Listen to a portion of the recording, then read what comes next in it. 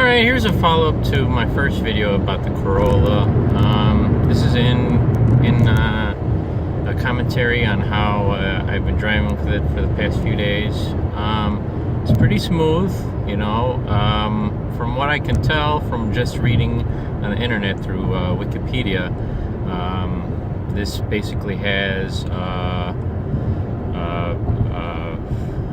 CVT, and I can't really count the speeds on it because it's that smooth. But I can see the RPMs go down with every shift.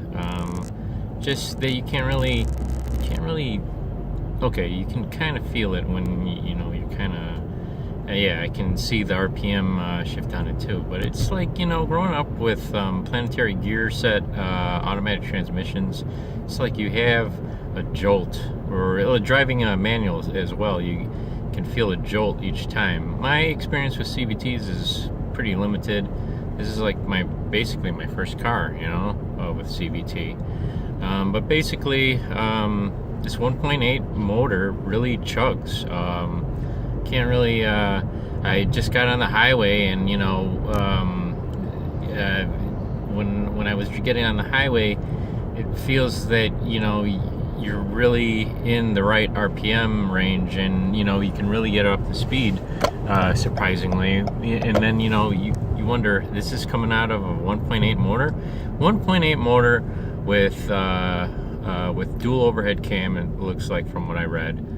And you know, it's basically smooth sailing with this motor. I can't really find any qualms with it, you know. I mean, the last compact car that I drove was like a Sentra, like a Nissan Sentra, and that's coming with, you know, an old 3-speed, I think, you know. So, you know, it's miles above technology, and you know, it's a neat little package for a compact car. It's very luxurious, you know. You know, the only qualms that I really don't like is, you know, I feel like this, let's just call it a tablet in the middle. When you've seen my video, this is kind of distracting, you know. You know, a lot of old school people just like to have a radio that's just there, and you can just, you know, set it and forget it.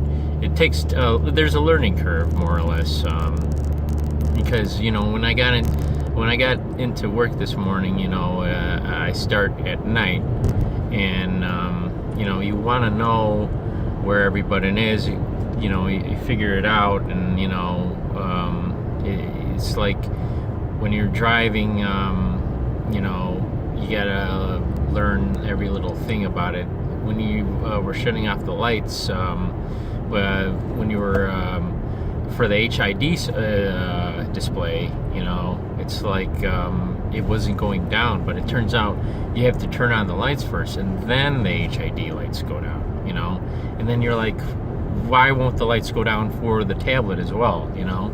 It's kind of maddening, but then it does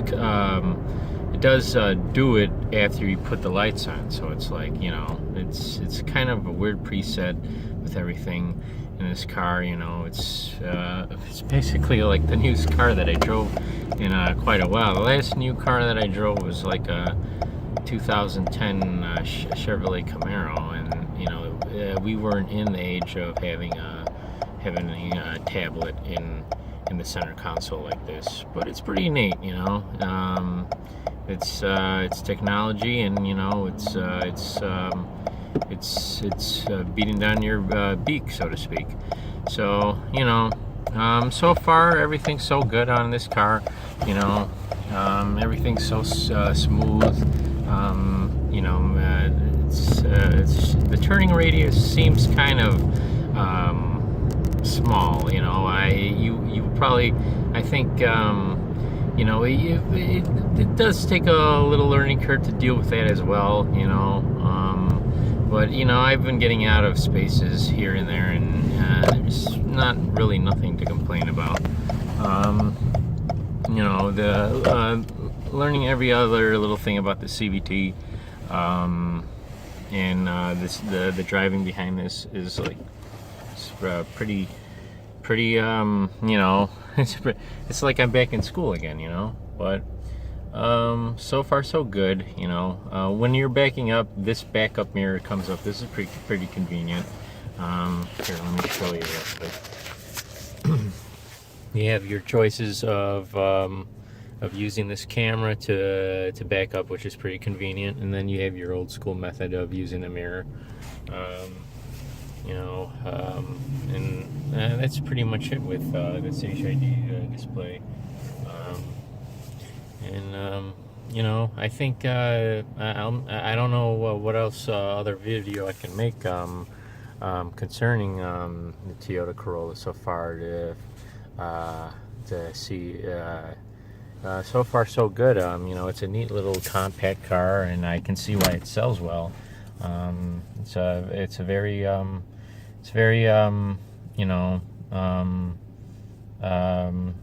economical vehicle. One thing I am peeved about is, you know, you would think that there would be an area to charge your phone, you know, but I guess this is, since it's like economical vehicle, you know, you have to deal with what you get. You know, you do have, it looks like you do have an aux cable over here, and for your USB as well to charge.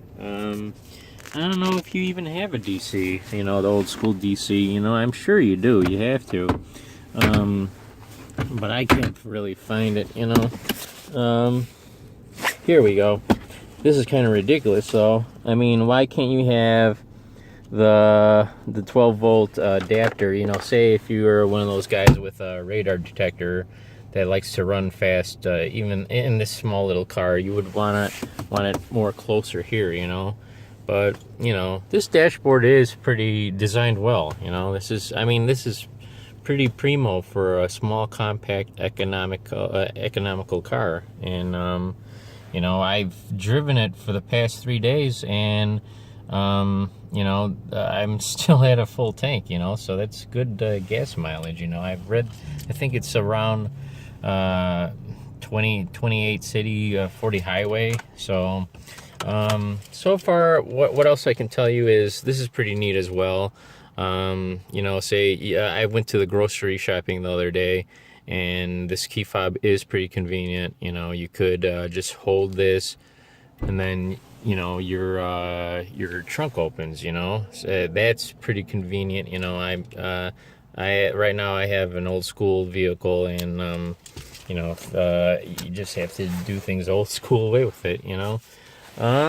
You know, I don't know what else video to make with this. You know, I haven't messed around with the mirror controls. You know, I just move my seat back and forth, and, you know, I really don't know what else to say about this. I mean, these buttons look weird. I mean, seeing with this safety connect and this, I mean, I figured out these are the lights. You know, this, I don't know what the hell this is, you know, so, I gotta read the manual, but, you know, this sound system for the vehicle was pretty good. I don't want to make a video because I'll probably get my copyright strike on a song that I'm playing on the radio, but this is a pretty neat stereo system in this little car. I don't know what brand it is, but I like what I hear. You know, I can turn the volume up to max, and, you know, it's like, wow, you know, I wish I had this in my vehicle, you know. So far, you know, I mean, yeah, this is kind of funny right here. I don't know why the hell they created a little pillar over here. You know, I don't know what the use is of that. You know, why can't you have your window flow all the way down? But I guess, you know, it's the way that they designed the vehicle. They can't really have this window go down because it's not, the door's not up to snuff with a pillar. So far that's all I want to say today. You know, maybe I'll make another video of how it drives, make another video, you know, and you know, that's all I can figure out right now. So thank you for watching. Hope you have a good day.